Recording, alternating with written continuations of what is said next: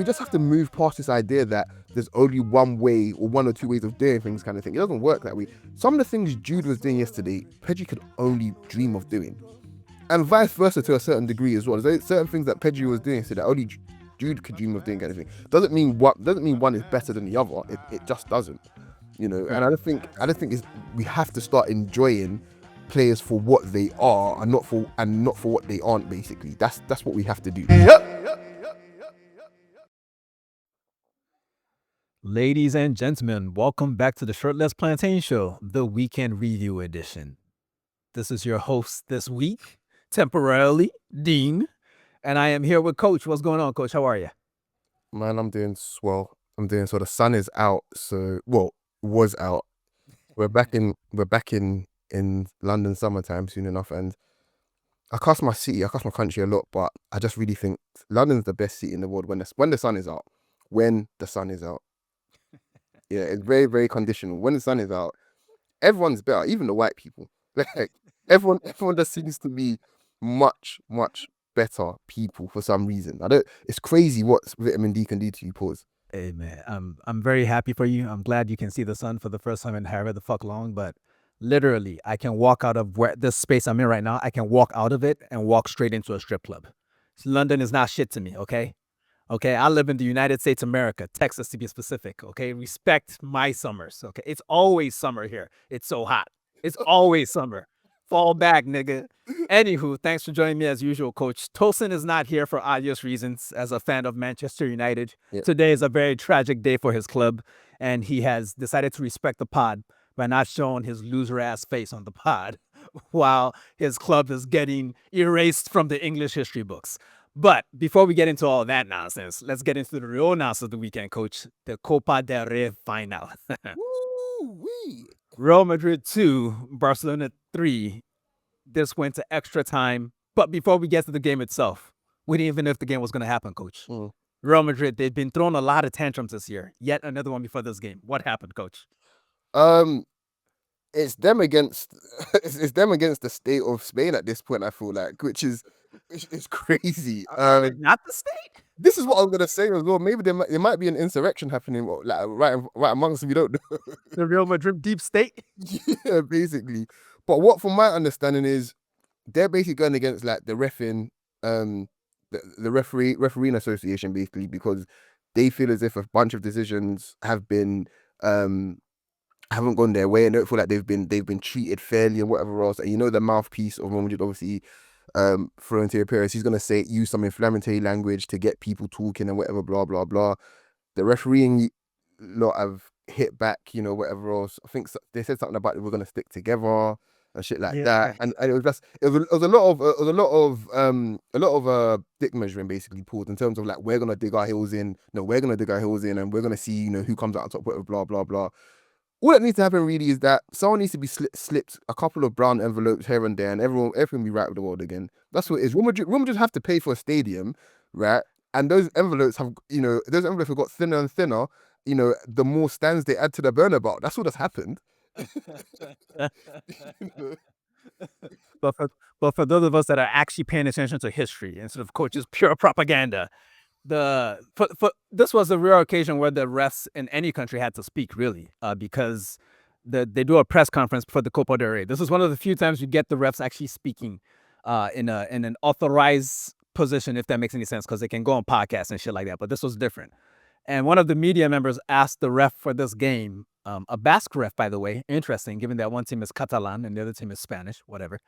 And he starts crying because the question was about how the propaganda from RMTV, Real Madrid TV, affects him as a referee. And he kind of pointed to an anecdote where his kid got accosted, not assaulted, accosted in school by another kid saying that your father is a thief. Like, I can see how that would make somebody emotional, so he cried about it.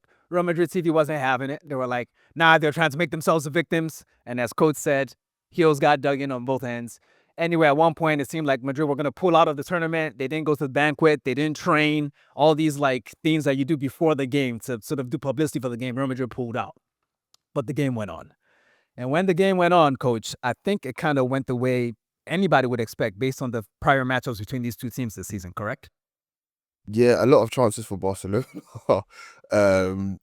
and a lot of dead space for Real Madrid to not hit, basically, for whatever reason. I just want to say Real Madrid are, to my mind, still a very, very good team, despite the injuries, despite the lack of cohesion in attack.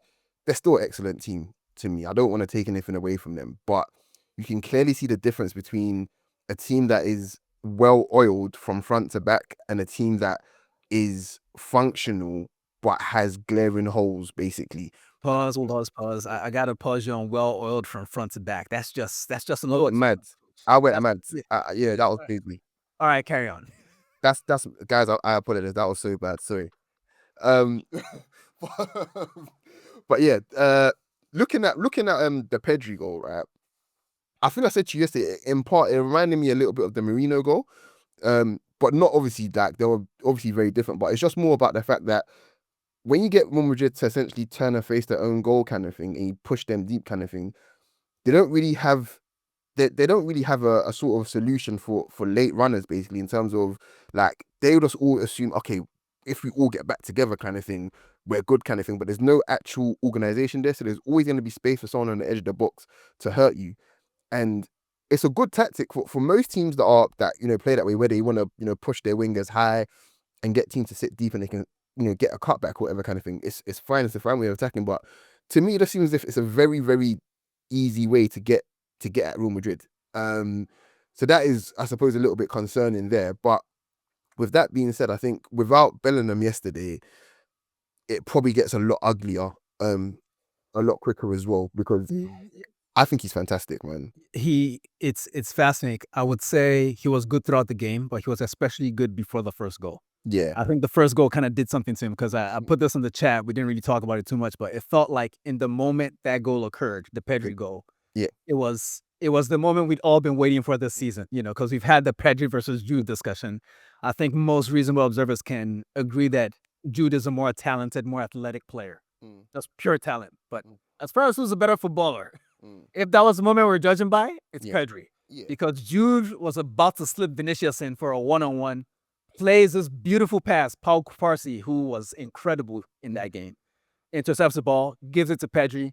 Pedri plays a long ball in behind, the same kind of through ball that Jude was trying to play. Yeah. He plays it to Yamal. Yamal controls the ball, brings people along with him, plays it back to that space coach was talking about, and Pedri scores the goal of the game, I would say. Yeah. And in that moment, I feel as if that was a point for the Pedri man.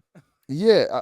Look, I don't want to get dragged into this, because it's it's this age-old debate of and I'm not going to reduce Pedri to aesthetics, because he's not. Like, the aesthetics merchants, they think he's one of them, but he really isn't. He's a very hardworking player. Right. But we're getting dragged into the age-old sort of debate of aesthetics versus athleticism, whatever else kind of thing. First and foremost, ask Pedri today if he could grow, like, another 5 inches and be a lot stronger physically. He would take that every day of the week. He would. Like, there is no footballer out there that doesn't want to be bigger, stronger, and faster. There isn't a single one. For the ones that aren't, they make do with what they got, basically. That's all it is. And naturally, what happens when you make do with what you got? You end up refining your technique a lot more. It's normal. It's fine. There's nothing wrong with that. It's the same way that it's all you got. It's all you've got, basically. The same way if you're born and you grow to be 6'3" at 19 years old, and you've got an amazing stride length and you've got amazing upper body kind of thing, and then guess what? You're actually really good, like, technically as well. That's just life. That's the hand that you was dealt as well. There isn't a right or wrong way of doing things. There's just people may not believe this, coach, but Jude is making do with what he has as well. Would you believe it? would you know what I mean? Like, that is it's mental when you think of it. It's like you're being penalized for being born a certain way.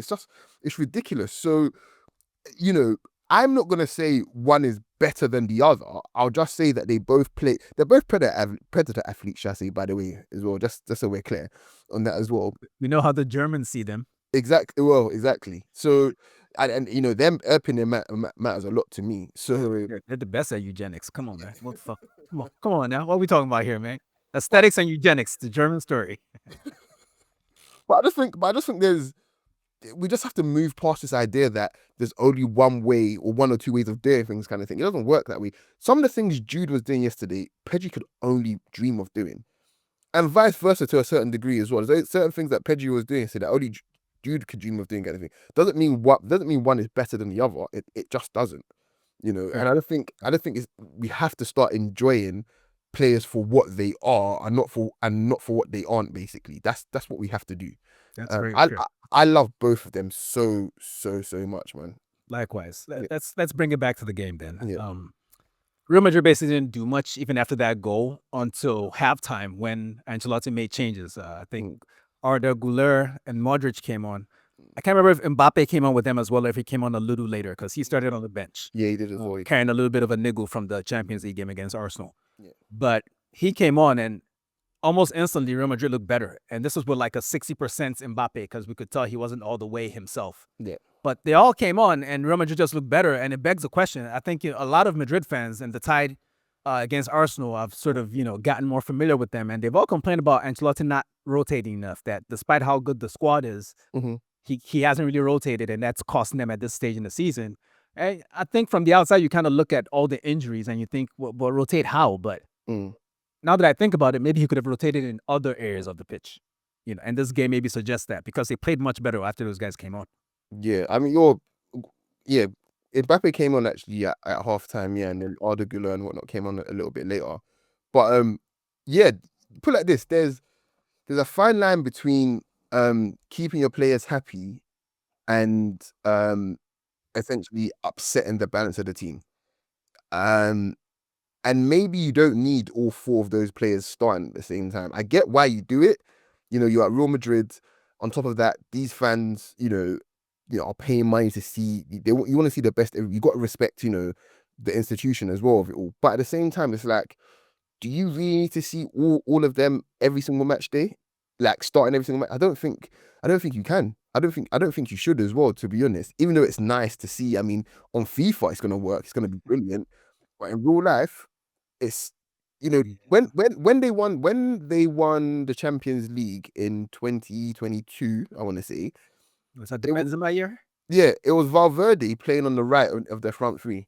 And that balance helped so much. I'm not saying they should go back to that system, but it's about accepting that somebody in the front line is going to be sacrificial. And I don't feel like Rodrigo, as sacrificial as he has been, I don't feel like he should be that one because he's too talented. Maybe it should be, if he's going to stay at Real Madrid, maybe it should be a job share between him and Vinicius. Maybe it just should be that way. Seriously, because as we know, Vinicius is attritional. He's an attritional footballer. He's going to wear you down. But also, while he's doing it, he's wearing himself down as well. So maybe that's what you do. You just job share with Rodrigo. I'm not saying that's a suggestion for me, but we all know that Mbappe is the best player in that forward line. So he shouldn't be the negotiable there. Like everybody else, I feel as if they're a little bit more. They should be a little bit more flexible. That's just the way I feel. Are they just gonna try to be the only team in modern football that wins without everybody pressing? Because you can't. Yes, they've been able to do that black magic and win a couple of Champions Leagues that we all know just based on the XG, based on looking at what we're seeing in those games. They didn't deserve to win those tournaments. They just had the moments. And they're good at the moments.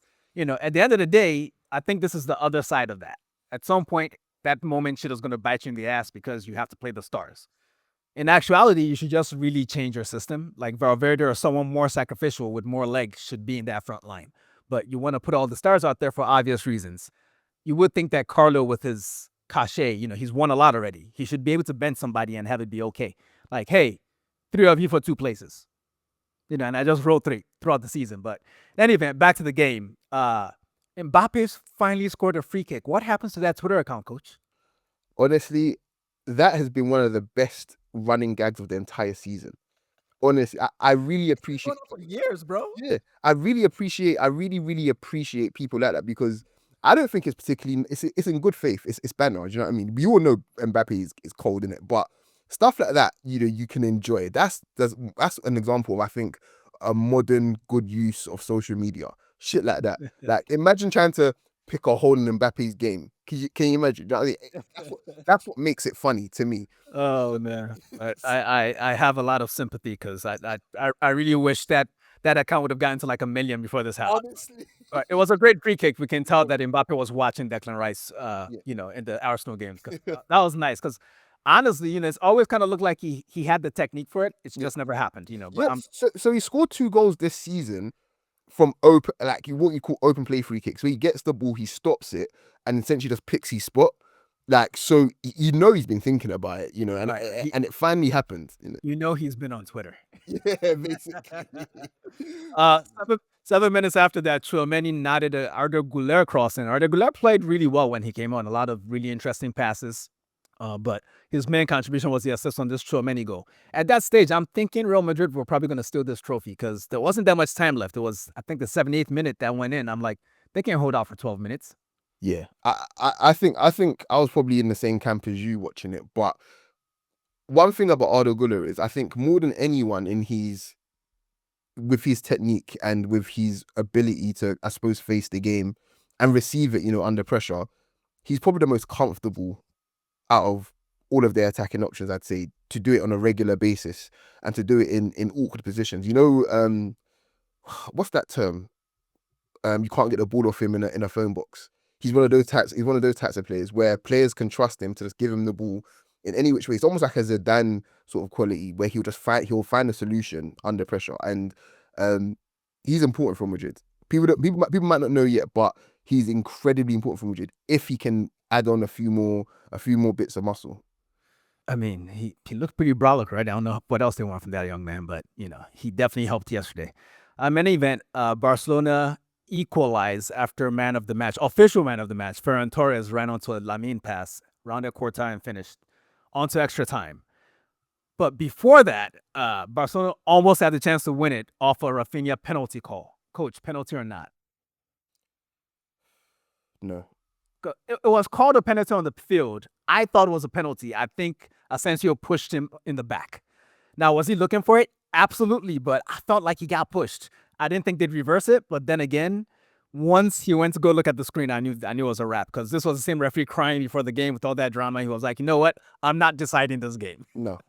And I think that's one of my pet peeves about pens like that is that while you should keep your hands to yourself like that, really and truly, in any other context, you're not going to the ground. You're just not.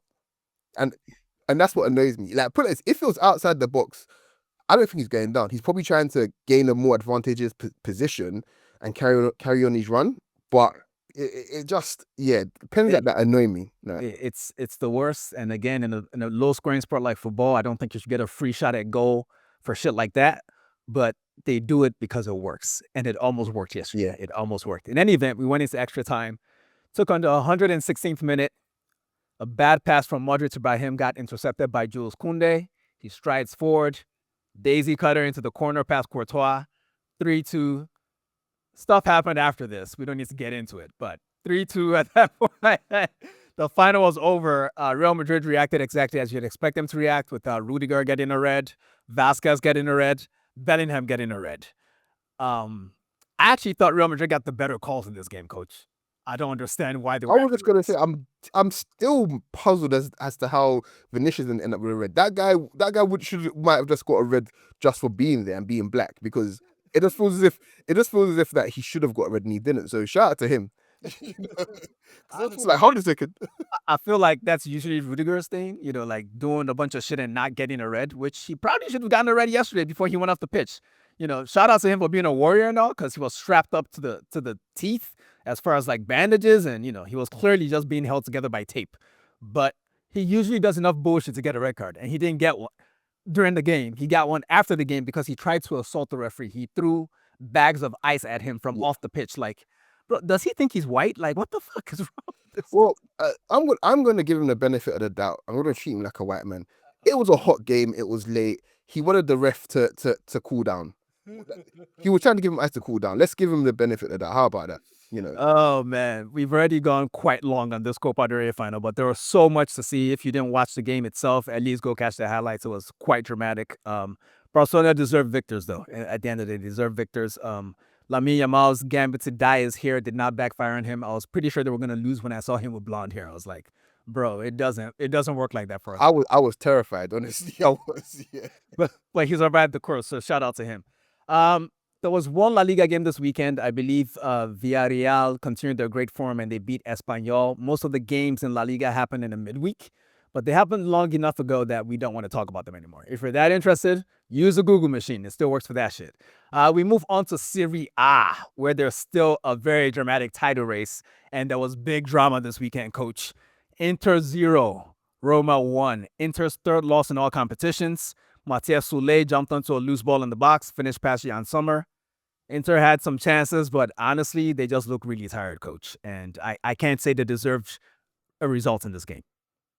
Yeah, let's just rewind back to Soulé's goal. And I'm going to sound like a broken record here, but follow your pass. Follow your passes and good things will happen. That's what happened.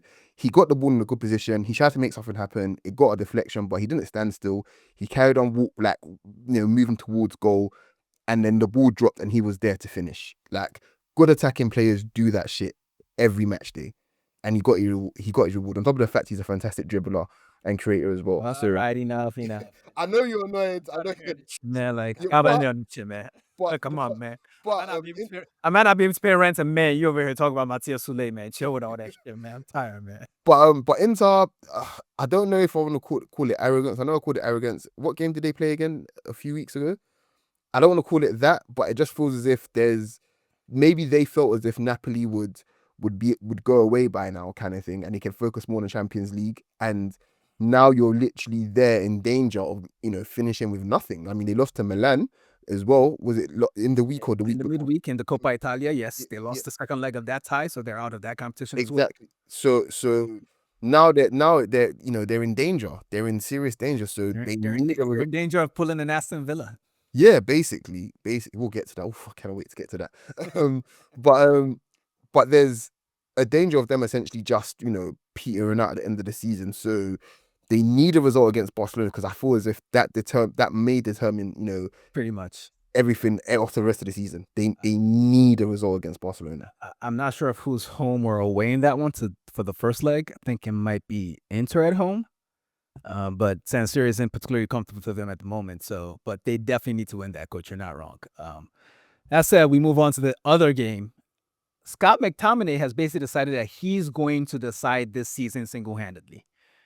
Saint Scotty, a brace against Torino. I think this game actually ended 3-0. I don't know who scored the final goal because we're recording right after that game ended. But Coach, who do you have? Let's just put the cards on the table. Who do you have winning this league this season? Because Napoli are now 3 points ahead of Inter. Napoli. I'll be honest with you, yeah.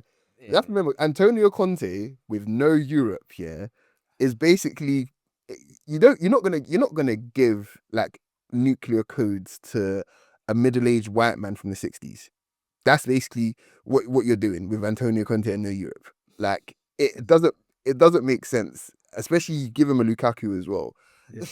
So, Antonio Conte is Dr. Strangelove. yeah, basically, it's tough. It's tough, like to see how Napoli mess up from it. Even though, like, looking at the remaining fixtures, which I'll do now, There's nothing there. I already checked for both teams. Both teams basically have mostly bottom half teams to beat. So if you can't hold your cards to the end of the season, that's on you. You should be able to beat all these teams. I think yeah, the best team either one of them faces until the end of the season is probably Como. yeah, I want to say Napoli has one more game to play than Inter as well. Actually, you know what? They've now played it with Torino. yeah. And they're now 3 points ahead. So it's in their hands, and they're looking good. They're looking good because there's just not a lot of serious opposition for either team to the end of the season. And they don't have the distraction of Europe, as you said, or the Cup, because they're out of that already. Yeah. I think. Yeah. So yeah, Napoli are probably taking this, which would make. I mean, I'm looking at the Parma away game, but no, that's. Yeah.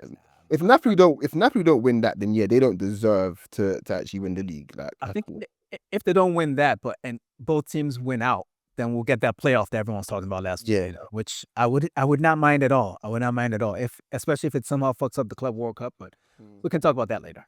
And then, some other results from Italy before we get out of here. Fiorentina 2, Empoli 1. This is a derby, apparently. I didn't know this, Coach, but this is a derby. Yacine Adli, forgot that he was at Fiorentina. Had a great game, a goal and an assist. But check out the assist goal. He crossed the ball to Ricardo Mandragora. And that motherfucker scored a bicycle kick that I demand you pause this pod and go watch. Then come back to the pod. All right, you're back. Good stuff. Coach. let me watch it.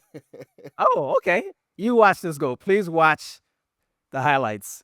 All right, let's see if Coach agrees with my my hyperbole here, because this was an amazing goal, I believe. It was Fiorentina Empoli, yeah? Fiorentina Empoli. Fiorentina 2, Empoli 1. It would have been the second goal. Yeah. And this is one that I actually did miss. Let's have a look. Let's have some fun. You said it was the second goal, yeah? Yes. Okay, cool. Let's say my ad blocker. I feel my ad blocker was on. This was great podcasting. People are waiting for you, Coach. Yeah. Hurry the fuck up. I've literally. Whoa. Wait, what? You saw what I saw, didn't you? Wait. You don't do that. You just don't do. You don't have. You shouldn't have time to flick up the ball and like that's some Kanu shit. Then it hit both posts. Like the fuck. Like this is the most aesthetically pleasing goal I've seen in some time. Oh my gosh. Maybe not the best goal, but this is comic book shit. You know, like this is manga shit. Put like this shit. Do you know like when you're watching like highlight packages from like 10, 15 years ago, these are the sorts of goals that you see there. If you can, oh my, you're stunned for a while. This goal was mad. Fantastic goal. Venezia hosted Milan, and Milan got away with the 3 points. They were sloppy, they were lucky, but they got away with the points. Christian Pulisic got his 10th goal of the season. Yep. Good for him. Juventus beat Monza 2-1. Some great play in the first half from Juventus in that game. But what's his name? Kenan Yildiz did that thing that all the very talented players do where they get mad that somebody's marking them and they smack the guy. Yeah. Then he got a red card right at the end of the first He's on the right path. He's on the right path. Correct. You know, like some people may think this is a bad thing or a sign of immaturity. No. Yeah, we've been around long enough to know that this is him basically proving that I'm one of them once. Yeah, so don't worry about it. He's going to be fine. But 2-1 for Juventus there. I don't have the standings in front of me. Coach, do you have them? Of course I do, son. So Stuff. let's actually switch it up this week. Let's start from 6th place, right? Because a bit more. Let's start from 8th place. So Lazio and Fiorentina, Lazio and Fiorentina both have 59 points. They're 7th and 8th place. Then Roma and Bologna both have 60 points in 6th and 5th place. And then Juventus have 62 points in 4th place. Atalanta have 65 points in 3rd place. And as you spoke about, Inter and Napoli are separated by 3 points in 2nd and 1st place. Wow. Tragic. Tragic, but fantastic drama. Fantastic drama. Honestly, it's very similar to the Premier League, to be honest, outside of the top 2. I suppose you're right. You're kind of right. You're right. Man, if only Arsenal had gotten their shit together. Oh, well. All right, we move on and we go a little different route this time. We're going to the FA Cup semifinals because there wasn't a full slate of games in the Premier League this weekend. We'll get to the Prem much later in the show. But the first game at Wembley was Crystal Palace 3, Aston Villa 0. Coach Unai Emery will not be listed as a coach that is better than Arteta this season because he has won nothing this season. Am I correct? Is that how that goes? Yeah, it's just strange that all this discourse that we had about, Unai being the 3rd best coach in the league, and how look at what he did with Aston Villa, and what he did with Arsenal. It's clear Arsenal are the problem, and blah blah blah blah blah. I'm here to tell you to kiss my ass if you said anything along those lines, because we've been telling you from the beginning, before he got to Arsenal, while he was at PSG, that he's an underdog coach, and there's nothing wrong with that. Like, I have to keep people think that we hate Unai. We just know who he is. So telling people who he is, it seems as if we're hating. It's not. People were taking the piss out of him while he was at PSG, which was unfair, because he was trying to learn language and stuff like that. But that's the sort of energy he gives off. Like, you can't help it. But when you're a manager of a club that isn't expectant of big things, kind of thing, and that's your environment. Look how much more free and how much more better he looks, kind of thing. There's nothing wrong with that. That's just who he is, and there's plenty of coaches like that. Yeah.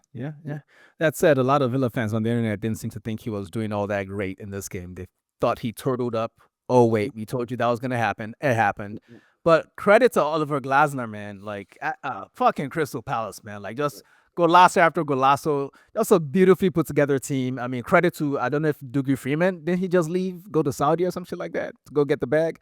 But between Dougie Freeman and Oliver Glasner, they've really put together a great squad there. And Good Lord, Ismail Assar, man. Like since his Watford days, I've been eyeing that kid, thinking he was going to be somebody, and he's fully blossomed. Mateta missed a penalty in this game, which means that we're going to have to deal with another full year of people overhyping Emi Martinez. By the way, coach, on the first goal, did Emi Martinez mess that up, or was that just a good shot? It was definitely a good shot, but okay, good goalkeeper saved that. Next question. Okay, fair enough. Sarr scored a brace in this game. He'd also scored a brace against the same team back in February. Yeah, in the end, 3-0 was pretty fair for Crystal Palace. They will face Manchester City in the final. They beat Nottingham Forest 2-0. Very, very early Rico Lewis goal. Coach is not a fan of that player, but it was a lovely turn and finish. Looks exactly like Foden in that moment. Like, you guys say Foden is so talented and Rico Lewis can do that shit. Okay, whatever. Anyway, that early goal for City was the worst thing that could have happened in this game, coach, because the rest of the first half was a fucking snoozer. I almost fell asleep. They just held the ball, just a bunch of deliberation without penetration. It was awful. But part of the blame has to go to Nottingham Forest. I think Nuno basically said, let's just stay the course, escape that first hectic 15 minutes. They did that. In the second half, they made a change. I think Alanga came on and things, shit got hectic immediately. They missed a bunch of chances. Alanga, I think, missed a chance with his first touch in the game. He should have equalized right there. I'll say this. Unless he wasn't fully fit, Nuno has no one to blame but himself by not playing him from the start. It made no sense to me because City, for my money, are still... Pardon me. Okay, I'm not going to sneeze. No, I am. You're a liar. Power down to the podcast for something. I'm so sorry. Yeah, if City are still very much struggling athletically, which I think they are, why aren't you starting Alanga? It just made like it's a semi-final. Like you're not gonna have time to essentially like try to recover it later on in the season. You're out. That's it. You're done. Why not go for it? And I know you've been playing a certain way the entire season, but get at City. Didn't they beat them in the league recently at the City ground? I think they did. Yeah. I think that was a 1-0 result there. It was 1-0. So it's like you already got their number. Like it just really pissed me off the way that they approached that. You have the athletes, use them. It was disappointing because in the build up to this game, I think it's a function of English society. I've never lived there, but I've watched enough of your sports and your dramas and BBC, and I know about the NHS. I know enough about you motherfuckers, and you're a very status obsessed people. They spent the whole lead up to this week writing articles and doing podcasts about how Pep fixed Manchester City's season. And very few people mentioned the 200 million that he spent in January. There's a very simple there's nothing genius about what he did here, okay? So he put up money. He spent some more money. He needed more athletes in his team. He looked in the youth team and grabbed Nico O'Reilly, a very clear athlete, and put him at left back or right back, then had him invert into midfield. And now we're going to act like he's a genius. The solution was there throughout his several losing streaks in the first half of the season when he could have brought this kid in. We've heard about Nico O'Reilly years ago. He's a good player, but Pep didn't really think he was worth a damn until this season, this half of the season, and now he's getting credit for it because he's made the FA Cup final. Now we're giving Pep love for achieving basically what was an average Arsene Wenger season in the latter years of his career. Like, is that where Pep is now? With like 0.5% of the spend. Like Arsenal, most clubs, probably outside of Chelsea, will never spend 200 million in January. They just won't ever do it. It's just ridiculous. Like it's not done. Ridiculous. But one of their targets, Morgan Gibbs-White, hit the post. I want to say twice. It was twice. Yeah. Okay. There was a shot thing of went around at the keeper and hit the post again. Yeah. And he had one saved as well. Forest did enough to win this game, coach. Yeah, but again, momentum is probably the only intangible in football that not even Pep could buy, right? And when you go 1-0 down really early and then you're trying to rally the team after that, it's not going to happen for you because you already set up the team. It's hard for a team to essentially get up to gears 2, 3, 4, 5 when you set them out basically and you stored them at the beginning. It's very hard. The other team is in the ascendancy regardless of how you want to put it. I mean, there's very rare cases, Arsenal, I suppose, are the masters of it, but in the FA Cup final, a team scores first and then you go down 2 goals even, like, yeah, you know, you can rescue it. It's just incredibly difficult. It doesn't happen all the time. I mean, Right. I think Arsenal went a goal down to Chelsea in 2021. I think we did. Yeah, Pulisic scored. Yeah, Yeah. Pulisic. And then we also went 2 goals down to Hull as well. Yeah. Oh, see, that was a great day. That was a great Yeah, day. it was. But I mean, it's very rare it happens. Very rare. So yeah. Yeah. Matt Sells made an incredible double save at one point as well. Then Vardiol nodded in for the second goal. Awoni hit the post late in the game as well. Then Morgan Gibbs White again, Ederson saved from him. And that was that, 2-0 to City. So we have a final of Palace versus City, Man City. When I asked you and Tosin, I don't know if it was last week or the week before that, who we thought would win when we had the semifinalists lined up, you guys kind of ranked City last in that list. And I was like, I don't know, guys. Like, they spent the most money in January. How are you feeling now? I think I picked Palace purely off emotion, and I'm not changing off that. Yeah, Um, I'd stick with that if I were you. I'd stick with that. Yeah. I think Glasner said after the last fixture against City, where they got their asses handed to them, he said that he told Pep that if we see each other again this season, you play that system, we figured it out. He said that, so I hope he lives up to his word in this final. I would like for Palace to win Do something. you know what? He probably hasn't, but he's just playing mind games with Pep. You know what Pep is? Pep is a mentalist. He's gonna think, yeah, you figured me out. Okay, I'll say what I'm gonna do. I'm gonna play Edison right wing back. Yeah, aiming to that competition. Hey, man, shout out Pep, man. Pep about to go get his lady back, man. Remontada. I will say as well, just on that, really, really pleased for him. Like, Yes, this life, absolutely. this life shit is hard, yeah. And Bud, they're hanging out here, man. You don't belong in these streets, Pep. I don't care who you are. You don't belong out here, man. Like, Go get her back. go get your lady back because Say you're sorry. it's rough. Hey, man, I've seen this nigga been wearing the same pants for like 8 weeks straight. Like, she dressed that nigga, bro. Like, he losing. When I noticed that he was still wearing his engagement ring, I was just like, do you know what? In my head, all I could think of was Aguero. Like, he might have rescued it. Hey, man, this man got rid of Kevin De Bruyne. That means he had confidence he could get his woman back. Because to get rid of that guy like that, come on, man. All right, let's move on. Before we get to the other leagues, we are going to make a stop in the UEFA Women's Champions League, where Arsenal came from a 2-1 loss at the Emirates to beat Lyon, 8 times winners, record holders of this tournament. 4-1 in Lyon, 3-5 on aggregate, made it back there for the first time in 18 years. Arsenal started really fast. A mix-up during the corner resulted in an own goal, put Arsenal up 1-0. Then right before halftime, Mariona Caldente, a.k.a. Lady Cesc. Coach, do not unmute yourself. Lady Cesc scored a banger from outside the box. And from there, Arsenal just played on the break. They had the lead on the tie, and they played on the break. And Lyon made 2 build-up errors. It went to 4-1, goals from Alessia Russo and Caitlin Ford. And yeah, Arsenal are in the Women's Champions League final. Coach, this is a good omen for the guys, because we saw that when the women beat Real Madrid in their quarterfinal, we're like, you know what, I think the men can do it too. And now they just beat a team from France in their semifinal, and now they're in the final to face Barcelona, who embarrassed Chelsea. It was a great hate watch, Coach. I really enjoyed waking up super early to watch this. 4-1 in both legs, 8-2 on aggregate. Yeah, I just want to say, I don't want to take attention away from the women's game because 18 years since their last Champions League final. In whatever context, it's just a fantastic achievement, hands down. Like, the Arsenal ladies in general have just had a sort of, I suppose, a weird time, especially with like the managerial stuff here and there. But there's always been some of the best players in the world just passing through their doors at any one given time at the Arsenal ladies. And I think this achievement alone of making it to the final, I feel as if it's put a nice sort of bow on this period.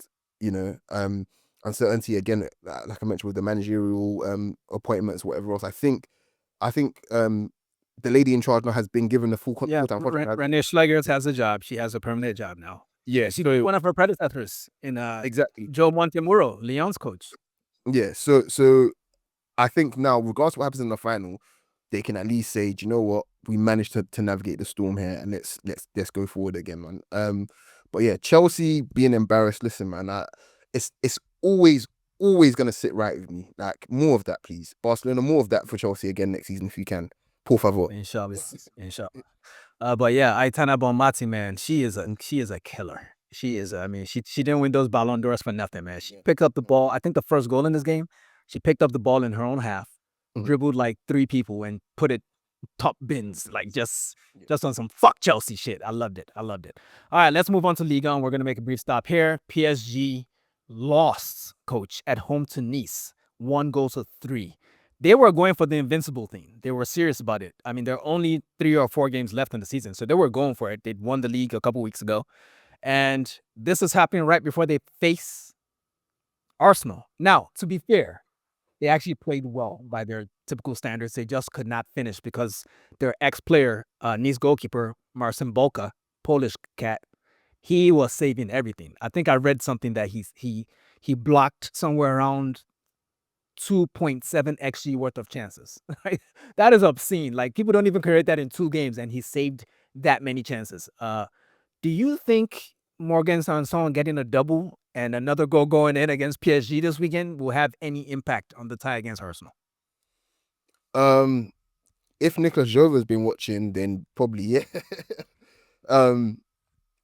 By the time you guys heard this, I hope you guys would have seen the preview pod for Arsenal versus preview YouTube video, should I say, for Arsenal versus PSG. But with PSG, they don't have many glaring weaknesses, but the weaknesses that they do have, they seem to be quite concerning if I was a PSG fan. So the height stuff from set pieces, I think for sure, and crosses as well. And it just seems to be a persistent problem. Now, the fact that they've been going for the invincible sort of title, and the fact that it happened in the way that it happened at this stage of the season, again, would concern me a little bit, because it should be, every game should be a cup final, basically, regardless of if it's the league or Champions League. Every game should be a cup final. And the fact that they slipped the way that they slipped without resting players, by the way, like they went full tilt. Yep. Yeah, it's concerning. I'd be concerned. But with that being said, on the flip side, the pressure's now off. They don't have to worry about any invincible shit. They can essentially just go full tilt in the Champions League, knowing that, look, league's already sewn up. We're not going to get the invincible tag. It is what it is. So yeah, that would be my main concern, that they're probably a bit of a wounded animal right now. So yeah. Well, we shall see them on Tuesday. And the other game we're going to mention from Ligue 1, Lyon beat Rouen 4-1. Ex-MLS man, Atlanta United, Thiago Almada, very good player, assisted twice in this game. Lyon looked incredible in this game. But that's enough from France this week. This league has been over for a while. Coach, do you want to do the standings? Only if you insist. like seriously, guys, the league's been over since like this time last year. Come on, man. But PSG are obviously in first, and then Marseille are in second. They are essentially 20 points behind them on 58 points. Yeah. Lille it's a lot more interesting here, because there's only 2 points separating 7th, and in fact, no, there's only 4 points separating 7th and 2nd place, guys. So you got Lille and Monaco on 56 and 55 points, and then Lyon, Nice, and Strasbourg all on 54 points. Yeah, everyone seems to be having a really, really, really tough race for Europe, across Europe, man. It's good. It lets you know the strength of the league, I think. Yeah, I think there's just this is probably a discussion for another day, but I think just throughout the leagues, really, there's been a bit of a redistribution of players. Like there was a time when all of the best players were on all of the best teams. Like, we have a lot of really good players that are not on elite teams right now, and I think that's why most of these leagues are like really close in the middle. But we'll see what next season looks like, because one season does not make a trend. Over to Germany we go. Bayern getting closer to wrapping up and collecting their, 1000th Meisterschale. They beat Mainz 3-0 at the Allianz. Michael Olise was good again. It was pretty easy for him. Leroy Sané hit the post twice after he scored the opening goal, so he could have had a hat trick. But Olise and Eric Dier scored to make it 3-0, making sure that Bayern wouldn't regret anything. Harry Kane got a yellow card in this game, which means that when Bayern probably win the league next week, he will not be present to clinch the first title of his career. So even when Harry Kane wins, there's still a joke on Spurs somehow. I don't know how this happened, Coach. Even when he wins, he loses, basically. Yeah, to be honest, I'm pleased for him. I'm pleased for him, but also I just feel like it's very, very I don't know. Like he could have went he could literally went anywhere kind of thing. And to me, I feel like he went to what he viewed was the shortest route to winning a trophy. How many options did he have though that could afford him? He wasn't going to go to United. Fuck that. No, he wasn't going United. He could have went City. I think he turned down City. Didn't they have Haaland already? Do you think he cares? Do you think that madman actually cares? I don't know. I appreciate that he didn't go somewhere in the Premier League, and I understand that and Barca at the time could not have afforded him, and they had Lewandowski. Bayern got him because they lost Lewandowski, and Real Madrid had other issues. Well, they wanted Mbappe, now they have him, and it's hilarious. So, yeah, I don't think he had much of a choice, and honestly, he's such a talented player and has been such a great part of the game over the years, despite the fact that he's made me sad on many occasions with all this diving and injuring motherfuckers and shit, and fucking mumbling at the camera and shit like an Atlanta rapper and all that. But Harry Kane deserves to have some silverware in his career, and I'm pleased for him. I'm pleased for him. Good for him. Anyway, Leverkusen won 2-0 at home to Augsburg, so they prolonged their doomed title defense. It should end next week. But Patrick Schick and Emilio Buendia, a.k.a. better than Odegaard, scored in the first half to secure the win in this one. Coach, I don't know if we had this discussion yet, but we can have it again. Xabi Alonso, stay or go? What should he do you think? I think he should probably go. And coach those brats at Real Madrid, ew. Well, here's the thing. Put it like this, Real Madrid, I don't want to make it about Real Madrid, but Real Madrid need structure. My only worry is that I've only ever seen him like consistently, not saying that he can't, but I've only seen him consistently coach a 3-at-the-back system. So let's see what he does with the players at his disposal. Because there's no way Real Madrid are ever playing 3-at-the-back. I'm sorry, it's just not happening. That's not done. Florentino will kill him with his own hands. Yeah. Like, no, So, don't do that here. But with that being said, I do worry for Leverkusen when he does go, because we know Wirtz will be not far behind him as well. So yeah, and even a few others, the project is over, man. If he is, the project is over, which is why I kind of don't want him to go. I feel like Real Madrid will be there for him. He's already kind of shown that he has the minerals. Real Madrid will be there for him at some point, because they are going to fire at least 3 people in the next 5 years. That's what they do, So, anyway, let's move on. Hoffenheim hosted Dortmund. Thought they'd salvage a point in the 90th minute when Kaderabek headed in from a corner. But in the 5th minute of added time, Valdemar Anton took advantage of good work from Carney Chukwuemeka and Gurasi to keep Dortmund's Champions League qualification hopes alive. Do we want to see Dortmund in Champions League, coach? Look, they made it to the final last year, quarterfinals this year. They're not fodder. So why not? I mean, yeah, for sure. Fair enough. Okay. Frankfurt beat Leipzig 4-0. This was just embarrassing for Leipzig. They played as if Marco Rosa was still there. It was disgusting, bro.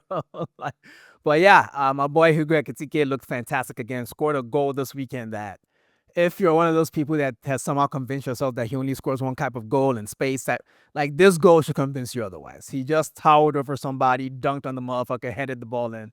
Great performance overall. Coach, you got them standings for us?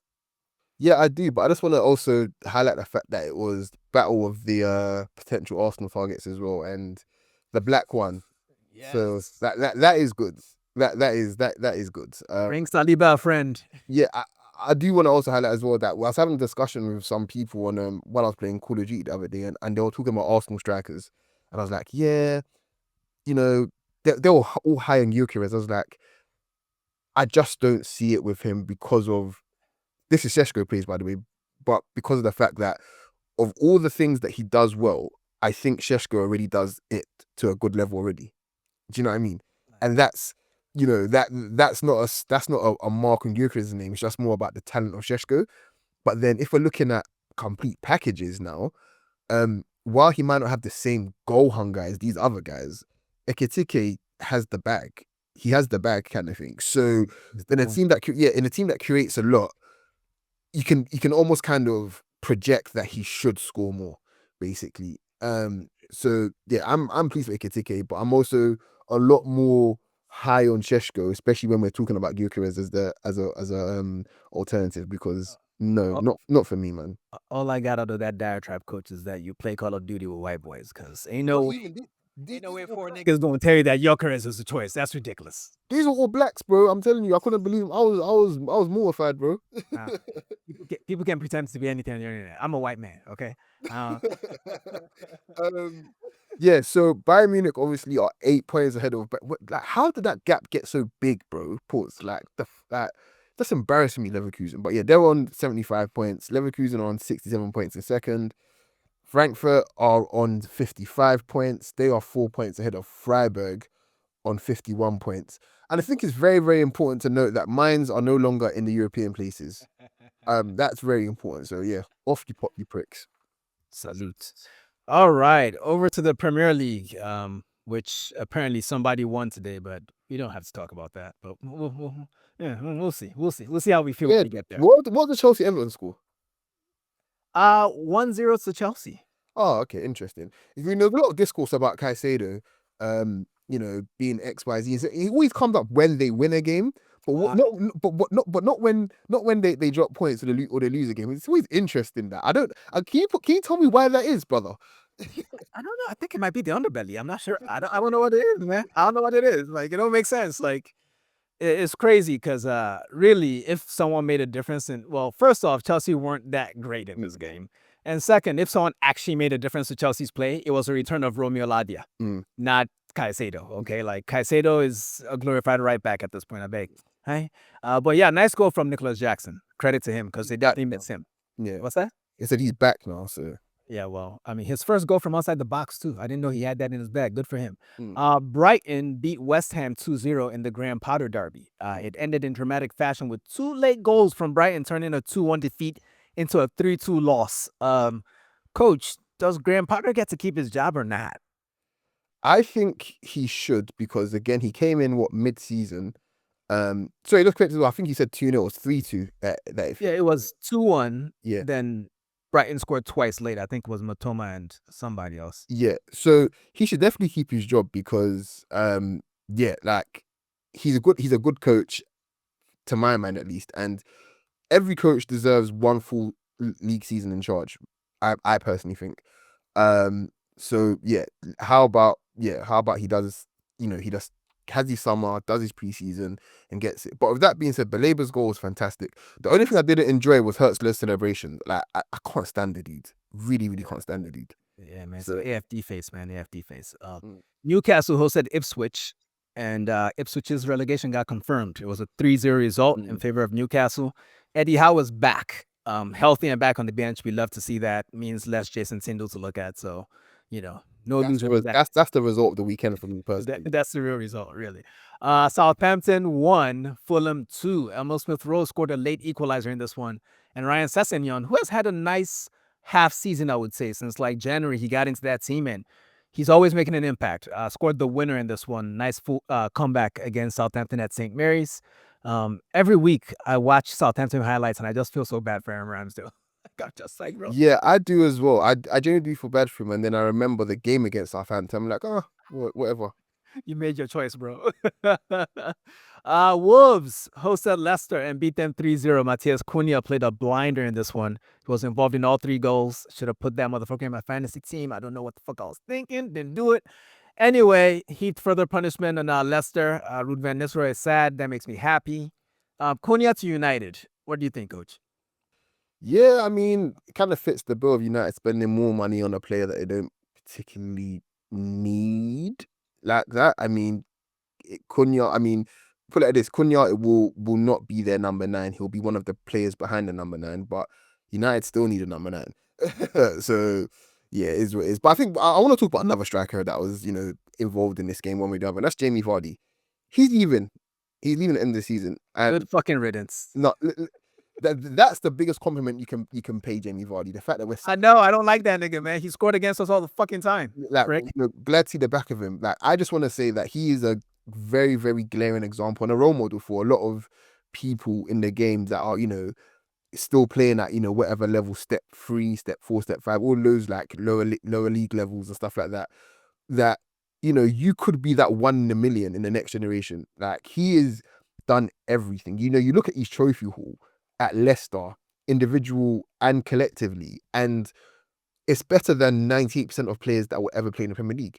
It really is. He's done so much for that club, and he's done so much for his own legacy as well. I just have so much respect for him, really and truly. And he's this is not even me talking about his actual game as a striker, just the impact he's had on the league. The fact that he's got an amazing scoring record against every single top 6, top 5 team is just something else. Man City, he's got goals.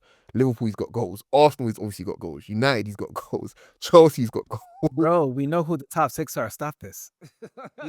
I mean, like, there's been a consistent run of form for him. I think he's got the record. He took Van Nistelrooy's record, didn't he, of like 11 goals, 11 goals in a row. Like, hey man, Rude is just sad today, all kinds of ways, man. I'm happy about that. Fuck that guy and his fucking turtlenecks. But yeah, happy trails to Jamie Vardy. Definitely a legend of the game, legend of the league. Yeah, it's amazing how far you can go in life when you focus on Red Bull and Skittles. It will take you places. All right. Bournemouth hosted Manchester United and then a 1-1 draw. Højlund scored a late equalizer in this one. Honestly, I watched the red card incident and really nothing else. Was that a red card? I didn't see that, to be fair. I will say I did see the Dorgu tackle, however, that got him a yellow. And that was ridiculous. That was racism. Yeah, I don't know. How do we still have the PGR Mall building still standing? Somebody should have turned that shit down by now. Okay, Florentino, relax. Please relax.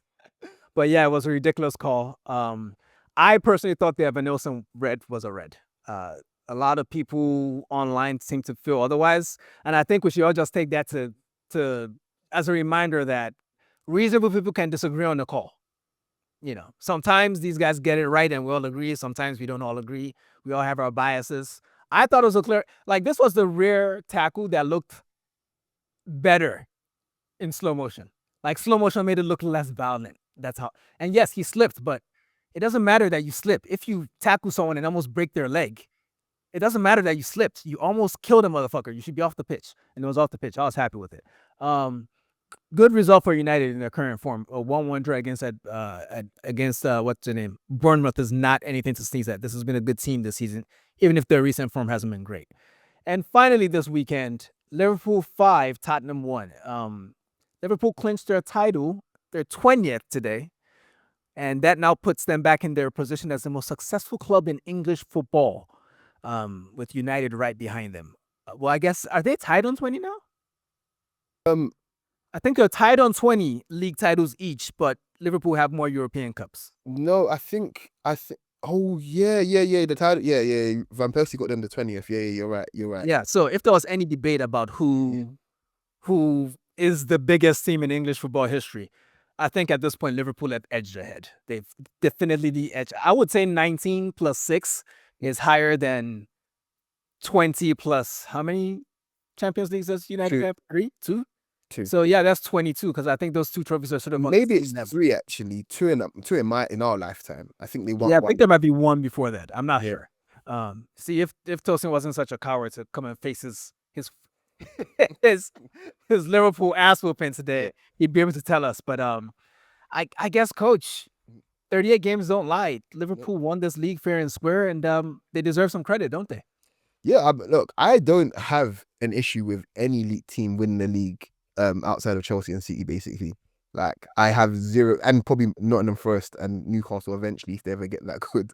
But I don't have no issue with teams winning the league in the manner that Liverpool have won it. Like, let's just go back a few years where Liverpool got, I think, 98 points or 97 points and they got 93 points. They were robbed straight up and down.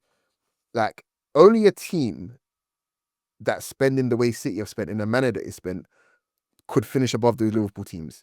And I think it's fair that they at least get one more title out of this group that had to go against the City cheating machine, basically. So I think if we're looking in the spirit of fairness, you can't begrudge Liverpool winning this title at all. Like, these players, VVD, Alisson, Trent, Salah, Robertson, Alisson. I think I mentioned Alisson. Even Konate in that almost quadruple season as well, like where he played pretty much every game available to them, and he left with 2 trophies rather than 4. Again, like players like that have been through the ringer, they deserve it. You know what I mean? Arne Slot as well, like deserves massive credit for optimizing his best players to make sure that they're fit and available for most of the season as well. Like you can't really begrudge them, you know, winning in the manner that they've done. Like they haven't done it in a way that's, I suppose, cynical and just boring and nasty, and you know, like there's nothing, you know, I can't really fault them for it. So yeah, like congrats to them for sure. And yeah, like again, to me, it's just sad that, you know, players of that quality that have, you know, been through what they've been through kind of thing are, I wouldn't say only leaving with 2 league titles, but really and truly look at the work that they've put in to get 2 out of that. It does feel like they've been shortchanged a bit. So I'm not mad at them for that for sure, man. Shout out to them for sure. Like they've been the most, they've got the best player in the league. Do you know what I mean? They've had the most consistent run of form in the league. You know, there's no arguments there, man. They've definitely earned it. I think, you know, throughout the season, Yeah. it wasn't about taking credit away from them. I was Yeah. just saying what I saw. Yeah. This is not a team that, I mean, because I often judge other teams through the prism of my team. Do I think they're better than the team that I support? I still don't feel that way, but they definitely were the better league team. They had the better form. They hit teams at the right time. They took care of the team that was in front of them every weekend or so. You know, so shout out to them for that. Shout out to Arne Slot coming to a new league, the best league in the world, and winning regardless of the context. It doesn't matter. That's just impressive. And I love the moment during their celebration where he did the Jurgen Klopp chants, because when Klopp left, although a year ago, he did an Arne Slot chant and had the crowd join him to sort of welcome the guy. You know, so I think that was a nice passing of the torch moment, and it came full circle with Arne Slot returning the favor. And yeah, I can't wait to go up against them again next season. Or even better, I can't wait for my team to overshadow their league victory by doing something incredible within the next couple of weeks in the Champions League. But that's where I'm at with it. But congratulations to Liverpool. Congratulations to specifically Mohamed Salah. Incredible season. I mean, this was an all-timer season. We'll be talking about this shit forever. So yeah. Maybe you, I would. Well, when I say we, I mean, you know, the journalistic we, if that makes any sense. But yeah, all credit to them. We'll see you motherfuckers next year. Don't worry about it. We will be there. We'll be there. You know what they're going to say? Oh, always next season, always next season. Listen, every person I've spoken to with half a brain cell has said, we're just enjoying these last moments before you guys really come. That's all it is. Like, people are going extra hard on this shit because they know what's coming, and it's fine. It's part of the game, innit? But again, this is about Liverpool, not about anybody else. Shout out to them. And finally, as well, actually, just on Trent, because we know Trent is probably leaving at this point now, kind of thing. Isn't it nice for you to have? This is the last in memory of Trent. Basically, you've overtaken United. He was a big part of that. He rides off into the sunset. You've got Conor Bradley coming through. Everyone's a winner. It's that simple. So yeah. All right, Coach. I think we've said more than enough. You know what? Tell the people. Peace. Hey folks, this is Dean from the Shirtless Plantain Show. Don't forget to subscribe, comment, and follow us on all our socials. You can see them right beneath our recordings in every video. Thanks again, and see you on the next one.